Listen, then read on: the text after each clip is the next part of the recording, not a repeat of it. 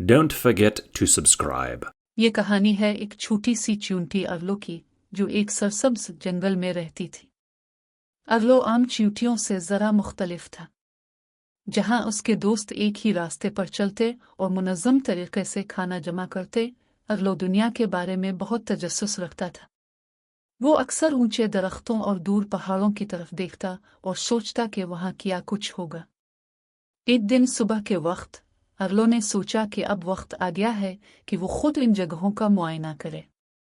उसने अपनी सबसे अच्छी दोस्त नया को कहा, जो एक टुकड़ा अपने घोंसले की तरफ ले जा रही थी, मैं सूरज डूबने से पहले वापस जाएगा। नया ने मुस्कुराते हुए कहा, अरलो, ध्यान से जाना, दुनिया तुम्हारे ख्याल से बड़ी है।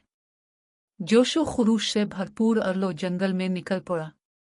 जंगल के फर्श पर पत्तों की सरसराहट और परिंदों की चहचहाहट की आवाजें आ रही थीं।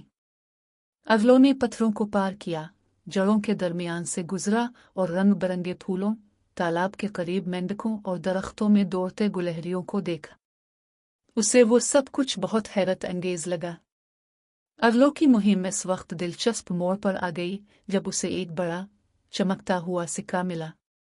यह सिक्का एक मुसाफिर के हाथ से गिरा था और अरलो के लिए किसी आसमानी चांद से कम नहीं था।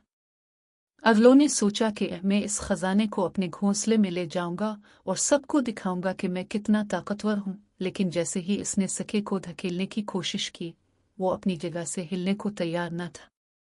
तभी एक बूढ़ा भंवरा बोलो वहां आया।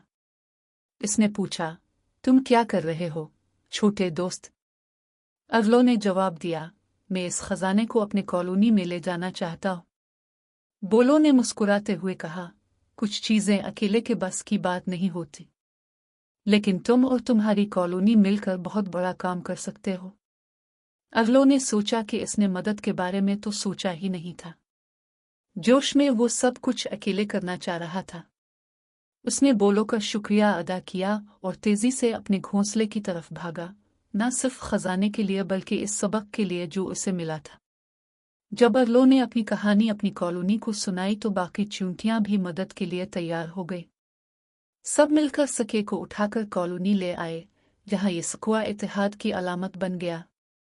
इस दिन के बाद अरलो ने कभी मदद लेने में हिचकिचाहट महसूस न की और कॉलोनी पहले से भी ज्यादा मजबूत हो गई, क्योंकि अब सब जानते थे कि बड़ी मुहिम्मात और चैलेंजेस मिलजुल कर ही सर अंजाम दिए जा सकते हैं। यूं अरलो की इस छोटी सी मुहिम ने इसे सिखा दिया कि चाहे आप कितने ही छोटे हों, अगर दोस्त साथ हों तो बड़े से बड़ा काम किया जा सकता है।